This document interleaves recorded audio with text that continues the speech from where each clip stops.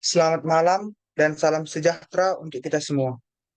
Yang terhormat dosen pengampu mata kuliah konsultasi gizi, Ibu Risti Rosmiati SGZ MSI. Di sini kami ingin mempresentasikan hasil diskusi kami yang berjudul Evoking Change Talk and Processing in Motivational Interviewing, Integrating Motivational Interviewing with Other Behavior Change Process. Adapun kami dari kelompok 20 yang beranggotakan yang pertama Atika Salma, yang kedua Indah Audina Salsabila, yang ketiga Celsa Putri Wanalaia, yang keempat Erwin Fadia Haya, yang kelima Erwin Erwando Gultom, yang keenam Gita Febi Barus. Baiklah, tanpa berlama-lama lagi, saya serahkan kepada pemateri pertama untuk mempresentasikan hasil diskusi. Baiklah, materi pertama ialah evoking change talk atau membangkitkan pembicaraan tentang perubahan.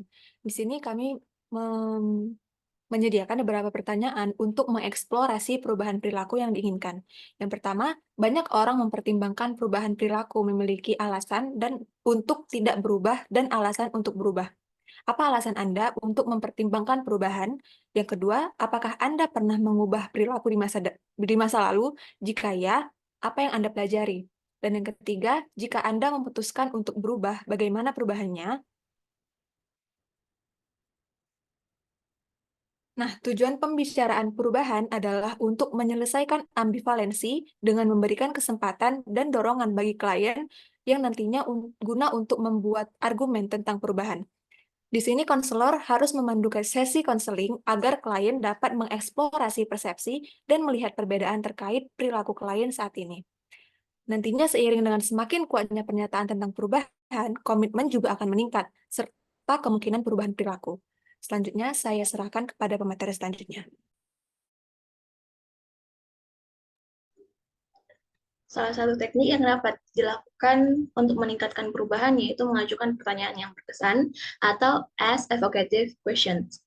Dalam proses konsultasi, konselor dapat memberikan ataupun mengajukan pertanyaan yang menumbuhkan minat dan kemampuan klien khususnya dalam menentukan komitmen terhadap perubahan perilaku yang nantinya akan dilaksanakan.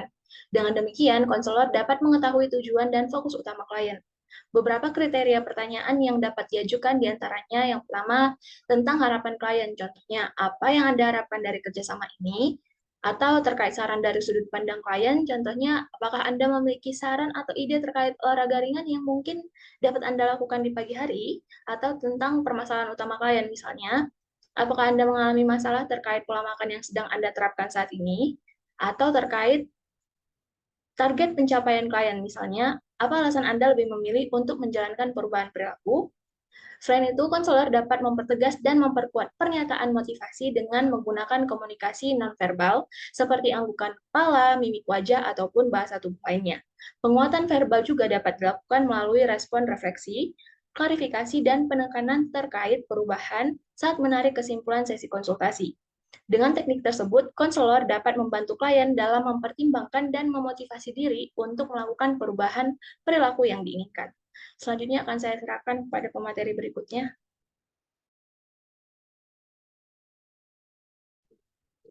Selanjutnya, evaluate importance and confidence. Evaluasi pentingnya dan keyakinan.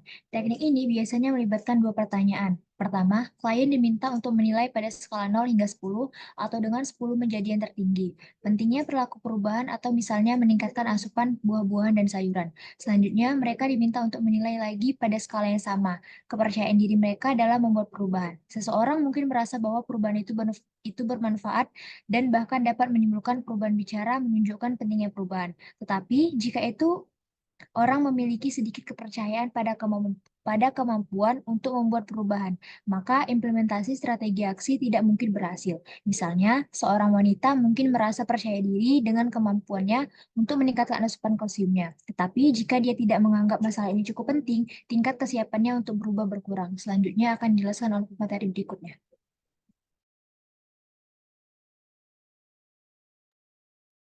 Selanjutnya, terdapat 3 topik pembicaraan tentang perubahan perilaku. Yang pertama, pentingnya mengapa. Adapun contoh narasi kalimat dari pentingnya mengapa yaitu yang pertama, apakah ini bermanfaat? Kenapa harus saya? Apa manfaat bagi saya? Apa yang akan berubah? Berapa biayanya? Apakah saya benar-benar ingin? Apakah ini akan membuat perbedaan? Selanjutnya yang kedua, keyakinan. Meliputi bagaimana caranya? Apa?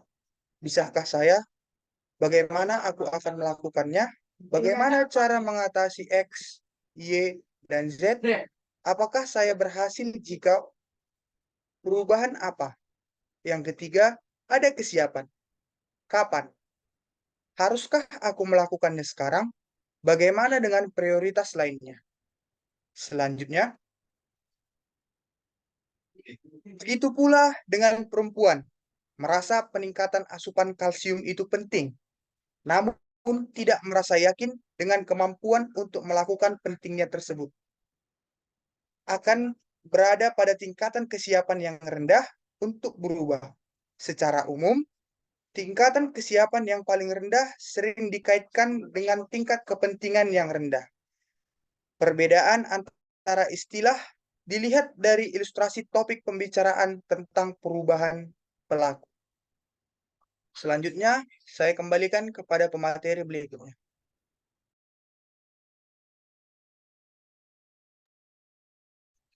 Yang pertama ada value clarification card sort. Teknik ini berhasil dilakukan dalam uji coba jiwa kesehatan tubuh sehat. 50 klien diminta untuk mengurutkan kartu. Masing-masing kartu memiliki nilai inti pribadi, seperti menjadi orang tua yang baik, kompeten, atau menarik sesuai dengan seberapa penting nilai tersebut bagi mereka. Kemudian, klien akan ditanya apakah ada hubungan antara keinginan perilaku kesehatan dan nilai-nilainya. Kemudian yang kedua, change roles. Memberitahu klien bahwa Anda akan mengubah peran dan minta klien meyakinkan Anda untuk melakukan perubahan perilaku yang direncanakan. Biarkan klien membujuk Anda secara bertahap. Yang ketiga ada typical day strategi. Strategi ini dilakukan dengan meminta klien untuk meluangkan waktu sekitar 5 hingga 10 menit untuk menggambarkan hari-hari biasa dan menjelaskan bagaimana masalah kesehatan mereka, misalnya diabetes dan kebutuhan makanan mempengaruhi kehidupan mereka. Materi selanjutnya akan dijelaskan oleh pemateri berikutnya.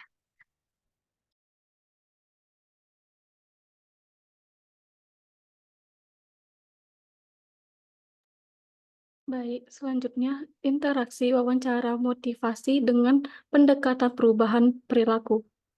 Wawancara motivasi adalah alat yang efektif dalam memotivasi perubahan perilaku. Interaksi wawancara motivasi dengan pendekatan perubahan perilaku lainnya meningkatkan efektivasi interferensi. Teknik kognitif perilaku. Wawancara motivasi dapat menjadi pendahuluan yang baik untuk teknik kognitif perilaku, memungkinkan konselor untuk menangani ambivalensi dan memperkuat perubahan perilaku. Teknik modifikasi perilaku sendiri. Wawancara motivasi memperdaya individu untuk mengambil alih perubahan perilaku mereka, mendukung keberlanjutan upaya perubahan. Teori sosial, kognitif, dan model. Wawancara motivasi sejalan dengan kerangka teori ini, memungkinkan penyesuaian pendekatan sesuai dengan kebutuhan dan kesiapan klien. Selanjutnya saya kembalikan ke moderator. Terima kasih kepada para pemateri. Demikianlah hasil presentasi kami dari kelompok 20. Akhir kata, kami tutup dengan sebuah pantun. Burung kutilang, burung cendrawasih. Cukup sekian presentasi kami dari kelompok 20 hari ini. Sekian dan terima kasih.